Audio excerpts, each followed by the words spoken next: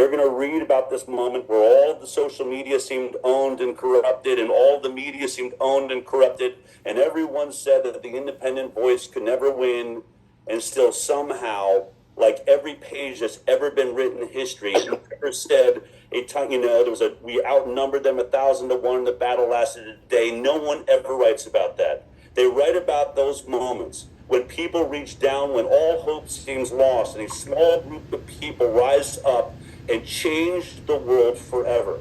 That's what our founding fathers did. And we're being called by our bloodlines from Martin Luther King and on. And, whether or not every race, every Native American warrior, every one of us has a warrior in our past, coursing through our blood that believed in freedom and fought for liberty. This is our time.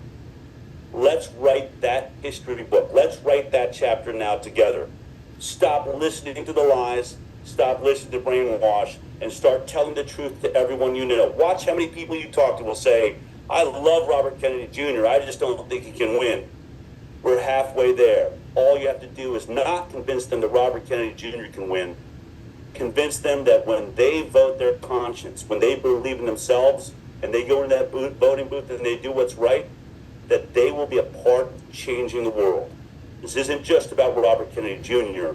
It's about every one of us that was born for a time such as this. Thank you, everybody. I look forward to seeing you out there on the campaign trail. Thank you so much, Dill. And let's do this, you guys. Go to kennedy24.com/donate. Join our volunteer movement. Sign up to table or canvas, or join a grassroots event on Zoom or in person. Download the RFK Activate app. Any amount of time or donations really helps spread the word, and I'm so thankful to all of you spending your Sunday afternoon here. We have a few questions that we'd like to direct to some different folks on the call.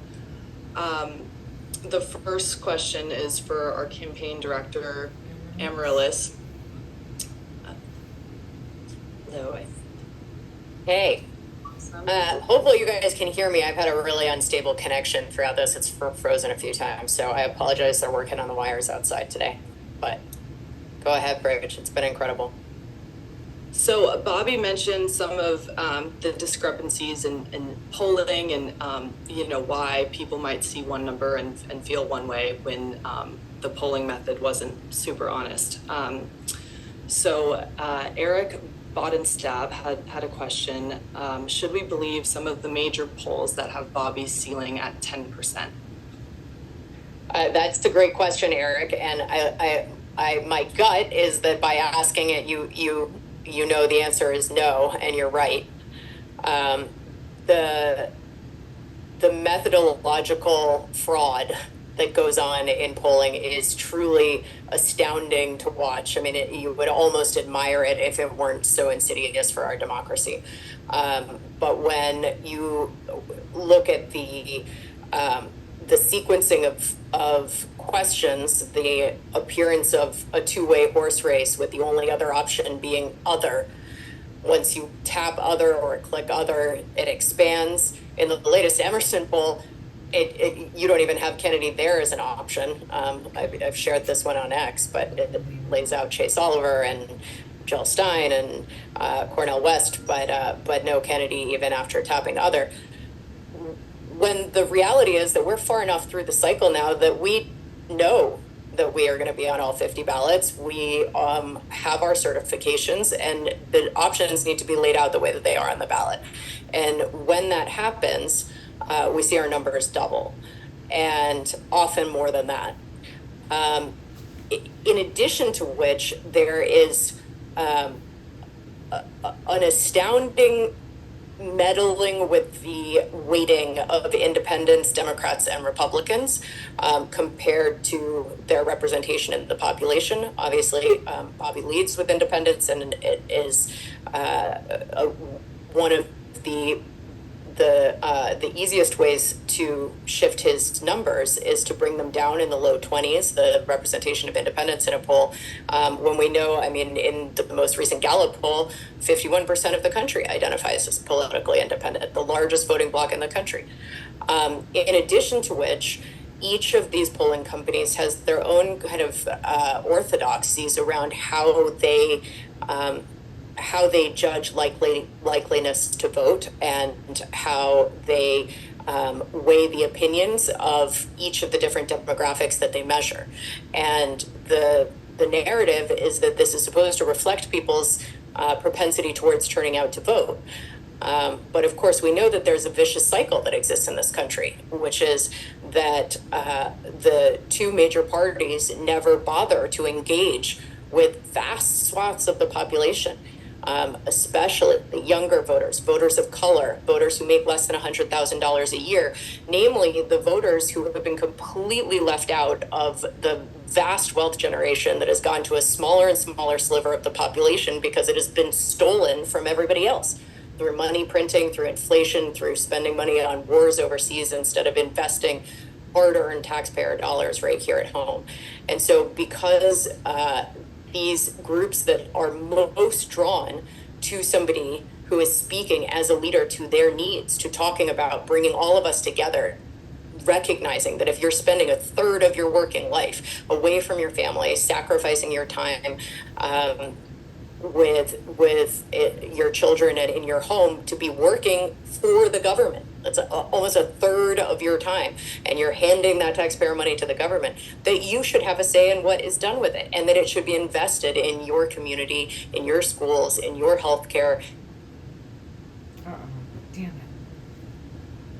in your opportunity to make a living. And when people raise their hand and say that, the two major parties want no part in that.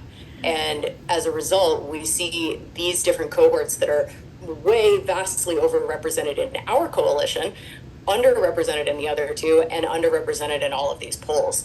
So I encourage everybody, if you want to geek out a little bit on it, to make sure that every time you see polling numbers, you actually go and open the crosstabs, get down to their methodological statement, look at the balance of independents, Democrats, and Republicans, look at the sequencing of the questions, and ask yourself, does this represent the choice that is actually going to be in front of voters in the same way that it will on election day?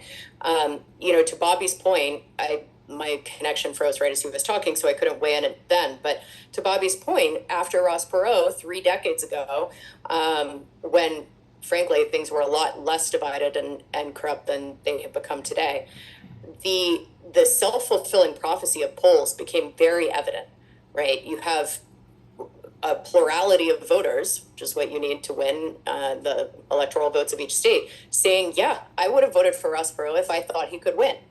And to the establishment's ear, when they hear that, it's, oh, well, that's an easy way to make sure that that never happens again. Just make sure that the polling numbers prove to everybody that the one candidate who's actually going to work on behalf of the people doesn't seem like they could possibly win, and everybody's a follower, nobody's a leader. So as long as we put those numbers out, we get to keep them off the debate stage, and people think they're throwing their vote away, and they won't find out until they see the exit polls afterwards. Fool me once, shame on you. Fool me twice, shame on me. It is on us to recognize that that is happening. And we do our own polling. We share it with you. We see a vast delta, even in our own polling, between the top line horse race and then those who answer the question, if my sole vote determined the outcome of this election, who would I choose? Or who would you choose? If the choices were, we give the candidates' names. And when we ask the question that way, we get upper 30s, sometimes low 40s, depending on which age group we're talking at. But across the board, plurality, who say that they would choose Robert F. Kennedy Jr. So if that is the case, if your sole vote, if that's what you want is Robert F. Kennedy Jr., then vote for Robert F. Kennedy Jr. because you don't know how many of you there are. And we see it every day. And the truth is, if somebody tells you that, your vote already belongs to them, you tell them to go stuff it, because this is a free nation. Each of us has our own vote to give to the person who is representing our needs and our family and our communities. and nobody can steal a vote from anybody else. You know, so if we have our supporters vote their hearts and learn from the lessons of Ross Perot, then we're going to see those upper 30s and low 40s numbers manifest at the polls. Thank you so much, Amaryllis, and that's been the drive of a lot of these programs, the Kennedy Match program that you guys heard about, the Activate app, a lot of our different tabling and canvassing initiatives. It's a lot easier to vote out of hope rather than fear when you're not walking in solitude. So let's get together and take back our country. The next question I wanted to ask to Nicole, our vice presidential candidate. The question is, how do you plan to reunify the country after years of division? Yeah, I think I've been thinking a lot about the sources of the division, and I truly believe in my heart that much of the division we face in this country is really a scapegoat for corruption. And as we go about and focus on unraveling corporate capture, I think we're going to notice a lot more working together to actually solve solutions versus pointing blame at the Republican Party or the Democratic Party for causing these issues. It's true, there has been corruption on the left and there's been corruption on the right. And they point fingers at each other because they don't want to actually open the doors to audit what their party has done and what they are actually responsible for. So part of unity is really an anti-corruption campaign. Because when things work, people don't smear and slur each other, especially when we're all on the same team. And I believe in absolute every possible function across federal government, and I think that it will influence state government management as well, especially in some of these swing states. I think even the blue states are going to see a lot less vitriol and fear of the other once we begin to identify what the real problem is. And the real problem is that we've created these mass money laundering schemes. Many of the projects that we have financed in many of these states, especially in the name of climate, have actually been money laundering schemes. So claiming that climate is the fault of Republicans, which is very divisive, that goes away. That goes away when we start actually working on our resources, our water management, our soil management, when we start to feed people highly nutritious food and watch the chronic disease rate go down. There's a lot less to point fingers about. And so that's how we reunite the country. We bring back integrity. Absolutely. And Nicole, you set such a good example of integrity and I think just mutual respect and recognition of our differences and the fact that we're all people. And like I mentioned earlier, this dialogue as part of our unity government is so important. The next question I wanted to ask our ballot access director, Nick Brana, if you're still on the line. This question's from Cheryl Fitzpatrick, and she asks, how many states will RFK Jr. be on the ballot by November? And does Ohio have Kennedy on the ballot? And when is the deadline for the remaining states to announce our ballot access? So that's an easy one. We will be on the ballot on all 50 states, plus the District of Columbia. The timeline from here that you're going to see is that now we're in that most intensive period for ballot access where we're submitting all the signatures that we've collected across all these months from all of you guys. All of the effort you put into it is now bearing fruit. And we are getting those certification letters from states rolling in, indicating that Bobby and Nicole are indeed officially on the ballot. So we have also an amazing threshold coming up of achieving 270 eligibility for 270 electoral votes in terms of certifications. When we cross that threshold, we will definitely let everybody know. So Thank you to everyone who has made this possible out there, collected signatures, everybody on the team, of course, and a special shout out to Nicole for the contributions she's made to it as well. Thank you so much, Nick. And that segues really well into our next question from Raymond Ward. And Raymond asks this to you, Will, and you, Trammell. What's the most important thing that volunteers can do now to help get Mr. Kennedy and Ms. Shanahan in the White House? Love it. Oh man, that is such a great question. I would wake up at the start of every week with a goal. I would say this week I'm going to make 25 phone calls, or this week I'm going to knock 50 doors. And with that goal, if everyone on this call is making 25 phone calls, that's close to 100,000 a week. Wow. And so as previously stated, it's a ripple effect. And so I would just highly recommend that everyone just kind of sets that goal at the beginning of the week and tries new things and kind of steps out of their comfort zone to accomplish something that you haven't done before, because that's one of the most amazing things about our volunteer team. It's people that have told me, Will, I've never volunteered before. I've never felt this way about a candidate. And so we're kind of all in that boat, because this is a historic campaign. And so just try things that you haven't done before. Set a goal for the week on how many phone calls you're going to make, how many doors you're going to knock, if you're going to set up a tabling event or write an op-ed. And follow through, and you'll feel the change that you're making, and it's just you feel that accomplishment.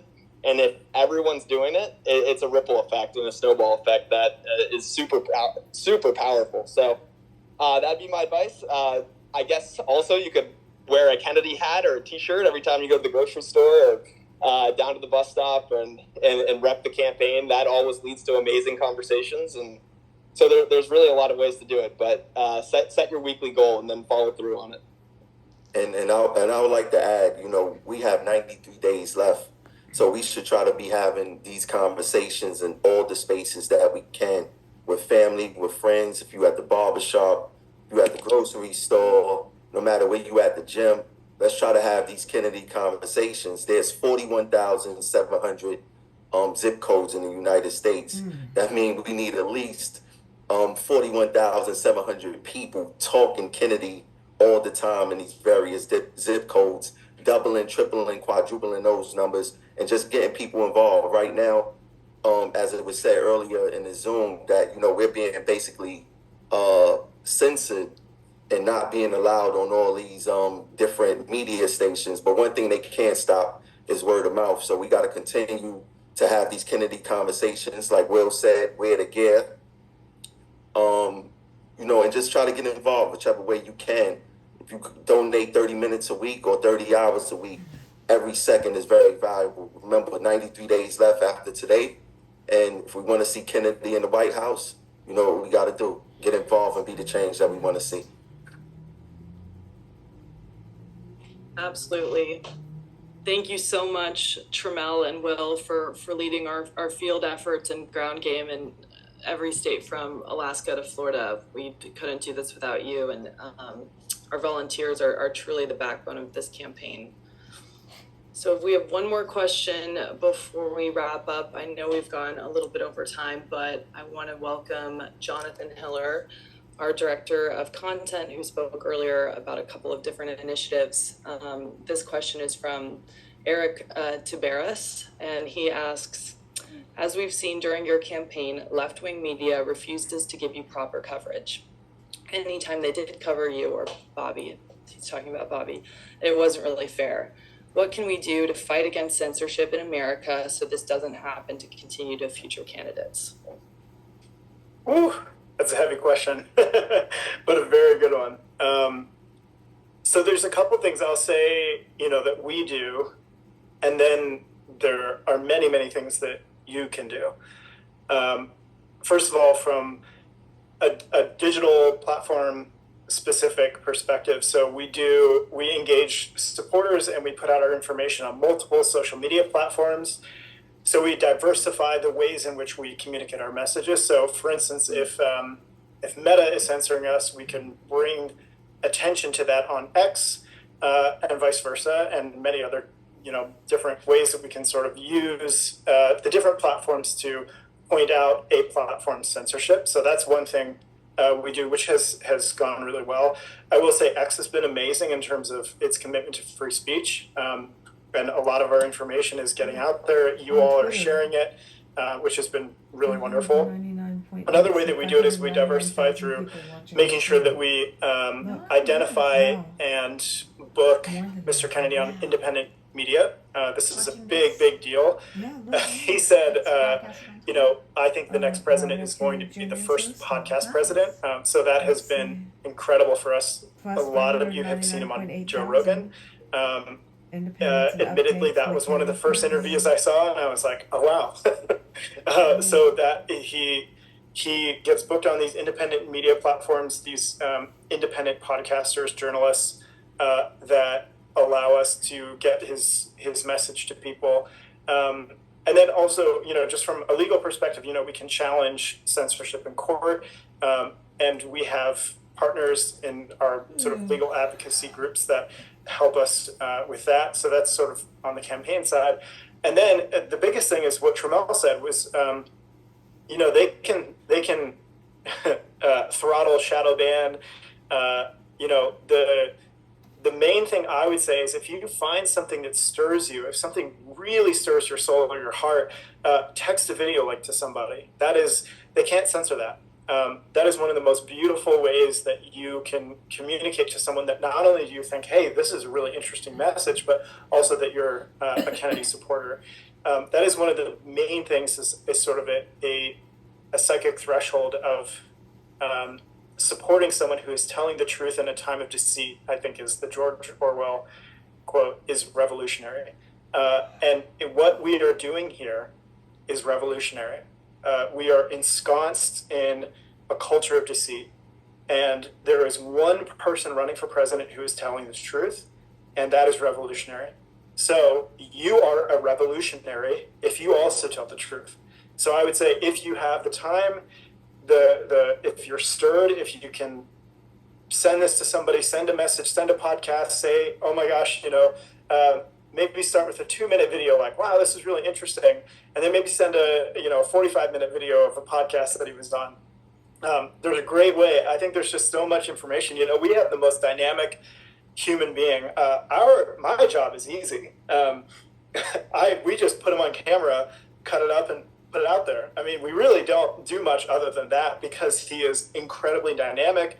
He speaks so beautifully, so affluently. He has a breadth of knowledge that I've never seen before in a political candidate. So it's actually quite easy for us to make the stuff, the content, and put it out. And I would say it is through your hard work, through the texting, through the emailing, through in-person events, volunteers coming to rallies. That is where it's going to happen. And I'll just say this too. I was on the road with the Democrats for about 7 months during the 2016 cycle.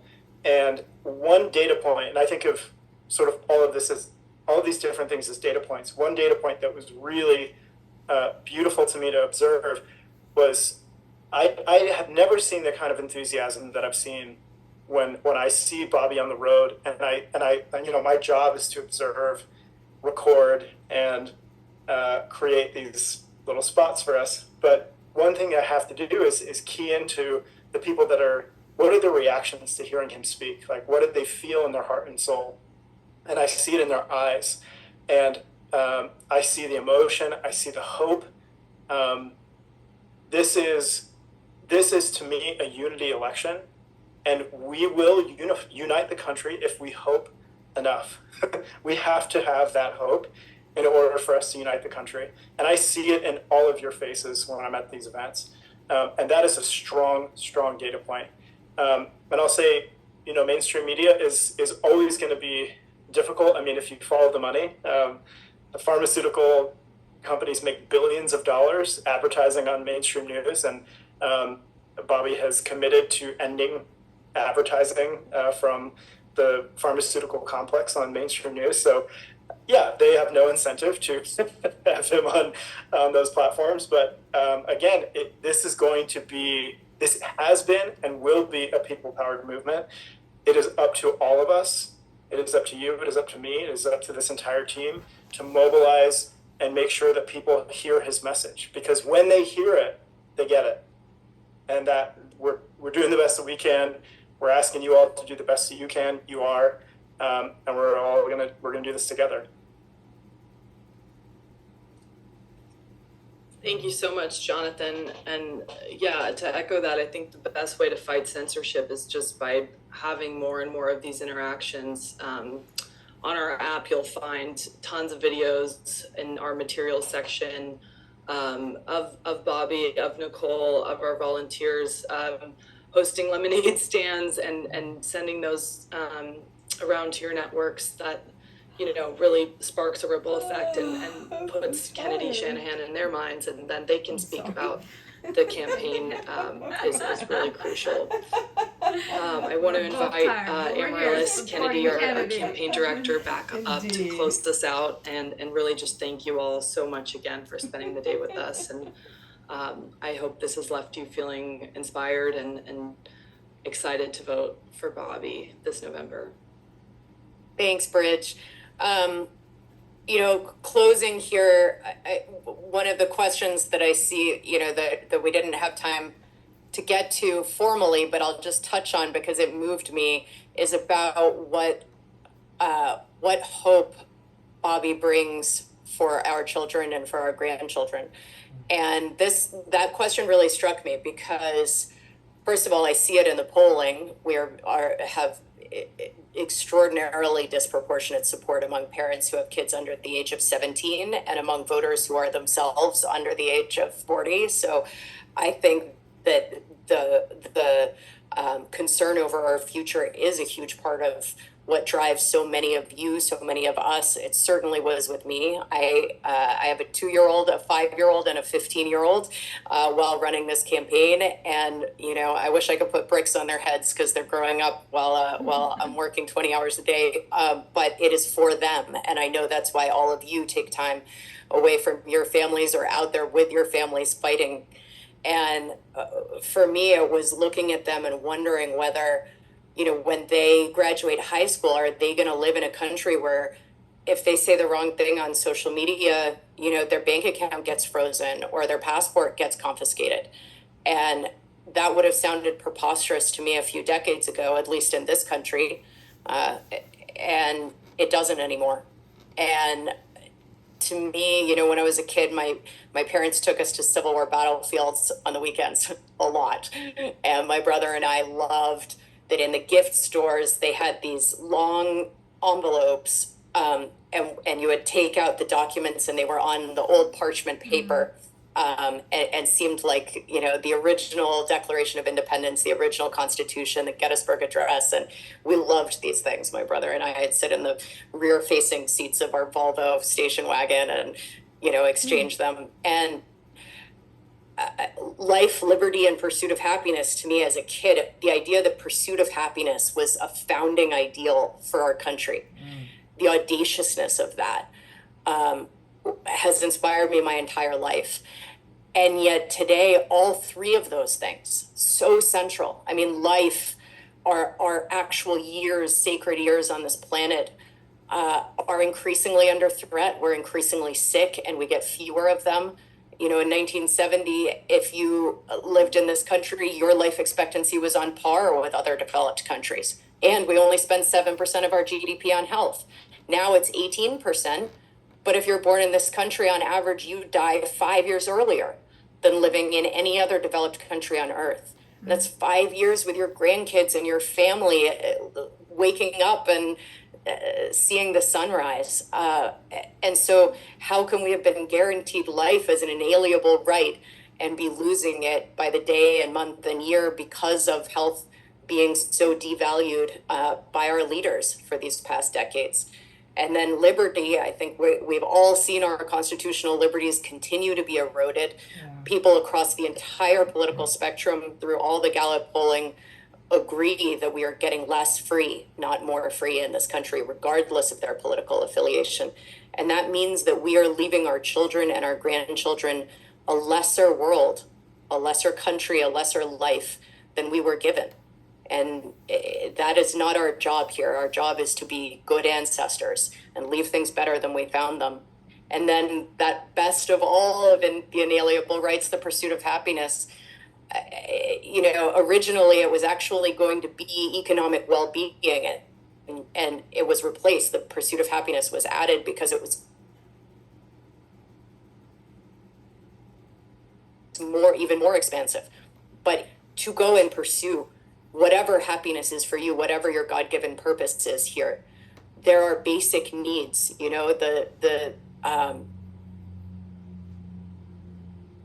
frozen again?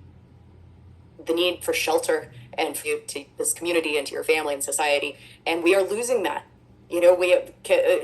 People cannot get into houses. The rates are up. Mortgages have doubled in the last 4 years, which means if you have a locked rate, you are not moving, which means if you don't already have a house, you're not getting a house because no new houses are being built. We have supply chain issues and all kinds of regulatory red tape, and have put all of the liquid natural gas that we have that's available to contribute to those things on tankers and send it to Europe to fill an energy vacuum there because we blew up the Nord Stream pipeline. These are a sequence of very intentional decisions by leaders that have cost our future generation that opportunity to pursue their happiness, to pursue their purpose. And we, as the people of this country, can make our own intentional decision to get this country back on course. And all of the turbulence that we've experienced this summer is a lot to deal with, but it has happened before. And one of the years in which it happened before was 1968. And there are an extraordinary number of parallels with that year this year. The convention being in Chicago is a really interesting recognition of that rhyming history. But when you look at an incumbent president deciding not to run again, political violence that in 68 resulted in 2 assassinations this year. Thank God the assassination attempt itself was not successful, but a great American father and family man did lose his life at a political event, and all kinds of other political divisions are rife in our society. These kinds of parallels, I think, suggest to us that what was the doorway to one era, the end of the hope and moonshots and optimism of President Kennedy's era, and then entering into an era of lost trust in government, of Vietnam, of Watergate, right through Iran-Contra, up to the forever wars and the world that we find ourselves in today. That was one season. And here we are in a rhyming year, so similar to 1968 in so many ways. And I think, again, we are on the doorstep of a new season, a new era, and it's up to us to choose what that era is going to be. Are we going to step back into hope and unity and moonshots that we know we are capable of as a country and leave that to our children and grandchildren? Alpaca Or are we without its going to wool. believe the fear narratives and the division that's out there and throw up our arms and say, well, I guess I've just got to do what I'm told and vote for one of the 2 options that are both Little humor in between. Oh my god. It's hilarious. Oh, she froze. doing the exact same thing to I choose hope. And I know that each of you do too, because you're here. We chose And You I don't know could Papa not without. be more honored to serve It's at your side her. in this fight. God, this is And I feel that passion out there. Everybody is ready to step into this next moment. And I couldn't be more excited to do it with all of you. So thank you for being here. I hope